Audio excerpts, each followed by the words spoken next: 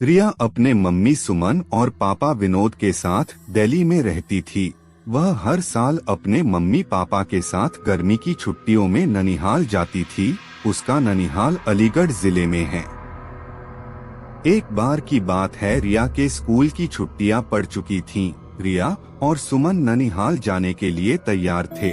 विनोद को ऑफिस में काफी काम होने की वजह से शाम को छुट्टी मिल पाई।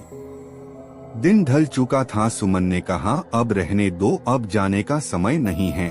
सुबह होते ही हम अलीगढ़ के लिए निकल जाएंगे। इस पर विनोद ने कहा, हमारे पास खुद की कार है, दिन ढल गया है तो क्या हुआ, हमें कौन सा वाहन बदलना है।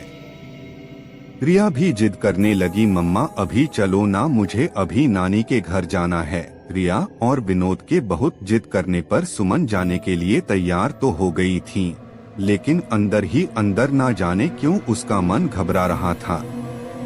अब रात हो चुकी थी और इन लोगों की गाड़ी सड़क पर चले जा रही थी। रात की वजह से सड़क पर वाहनों का आना जाना कम हो गया था।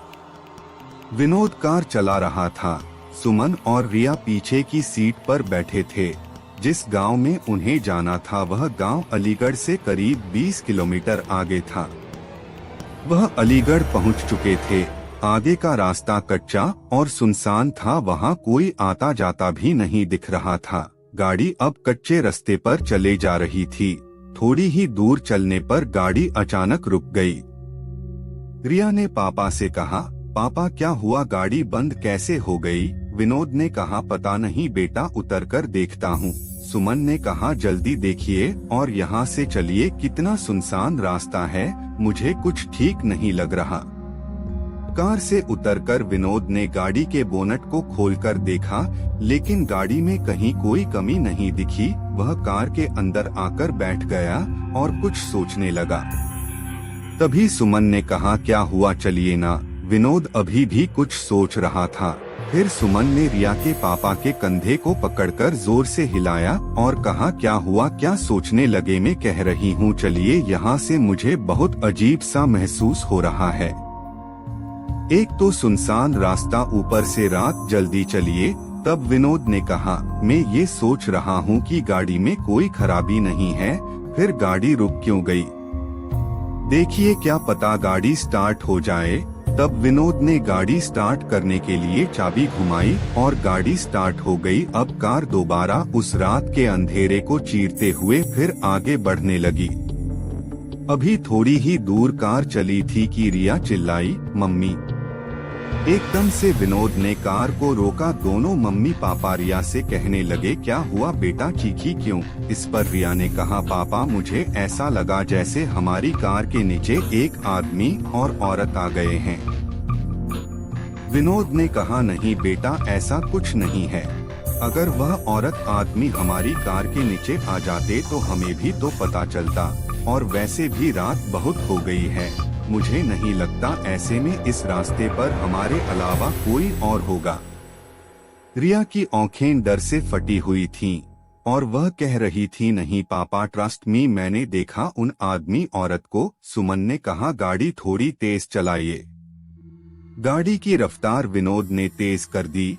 तभी कार के शीशे में विनोद को एक डरावना चेहरा दिखाई दिया। उस डरावने चेहरे को देखते ही विनोद का हाथ स्टीयरिंग से छूटा और गाड़ी का बैलेंस बिगड़ने की वजह से गाड़ी इधर उधर चलने लगी। जैसे तैसे करके विनोद ने अपने आप को और गाड़ी को संभाला। तभी सामने एक औरत और आदमी दिखाई दिए जो गाड़ी रोकने का इशारा कर रहे थे, लेकिन विनोद ने गाड़ी नहीं रोकी बल्कि गाड़ी की रफ्तार और तेज कर ली, क्योंकि अभी तक तो वह रिया की बात पर विश्वास नहीं कर रहे थे। और अचानक से उन दोनों आदमी औरत का ऐसे कार के सामने आना और लिफ्ट मांगना सुमन और विनोद को डर से भर देने के लिए काफी था। विनोद तो पसीने से लथपथ गाड़ी को अंधाधुंध रफ्तार में भगाए जा रहा था। तभी ये क्या, वह औरत और आदमी जिनको विनोद ने पीछे छोड़ा था फिर सामने खड़े थे और गाड़ी रोकने का इशारा कर रहे थे। अब तो उन तीनों की जान मुंह को गई थी। अचानक सुमन का फोन बजा। हेलो, कौन। दूसरी तरफ से सुमन का भाई अर्जुन बोल रहा था, हेलो दीदी, कैसी हैं आप। सुमन ने कहा, भैया कुछ ठीक नहीं है, इस रास्ते पर बहुत गड़बड़ है। और सुमन ने उन दोनों आदमी औरत के बारे में भी अर्जुन को बताया। तब अर्जुन ने कहा, दीदी आप चिंता मत करो, मैं अभी आता हूँ। और 10 से 15 मिनट बाद ही अर्जुन वहाँ रास्ते पर खड़ा था। विनोद ने गाड़ी रोकी और कहा, अच्छा हुआ अर्जुन तुम आ गए। पता नहीं क्या हो रहा था हमारे साथ, कुछ समझ ही नहीं आ रहा था। अर्जुन ने कहा, कोई बात नहीं जीजाजी, मैं आ गया हूँ ना, अब आपको कोई प्रॉब्लम नहीं होगी। अर्जुन भी अब कार में बैठा और कार घर की तरफ चल दी। अब तो मानो जैसे सुमन, विनोद और रिया का डर अर्जुन के आ जाने से हवा हो गया था। अब सब लोग घर पहुंच चुके थे। अर्जुन ने कहा, लाइए जीजाजी कार की चाबी मुझे दीजिए, मैं पार्क करके आता हूँ, आप अंदर जाइए। विनोद ने कहा, ठीक है, और चाबी अर्जुन को दे दी। हॉरर कहानी। जैसे ही रिया और उसके मम्मी पापा ने घर में एंटर किया, तीनों चौंक पड़े। घर में सब लोग रो रहे थे और सामने किसी की लाश पड़ी थी। यह देख सुमन और विनोद दंग थे कि क्या हुआ है घर में, और हमें अर्जुन ने कुछ नहीं बताया। सुमन की मां ने रोते हुए सुमन से कहा, बेटा तेरा भाई अर्जुन अब इस दुनिया में नहीं रहा। इतना सुनते ही सुमन, विनोद और रिया के पैरों तले जमीन खिसक गई।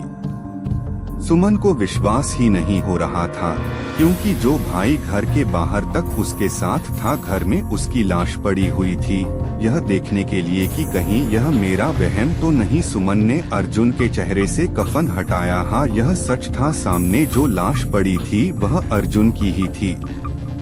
सुमन के पिता ने बताया कि रात 9 बजे अर्जुन अपनी बाइक से घर आ रहा था, तभी उसकी बाइक को एक ट्रक ने जोरदार टक्कर मारी, जिससे उसके सर में चोट आई और मौके पर ही उसकी मौत हो गई। अगर अर्जुन मर चुका था तो जो बाहर था वह कौन था? दोस्तों, कभी कभी ऐसा होता है कि हमारे अपने हमसे दूर जाने के बाद भी किसी न किसी वजह से जुड़े रह जाते हैं। जैसे घर के किसी सदस्य में मरने वाले का हद से ज्यादा प्रेम, या और भी बहुत सारी वजह हो सकती हैं।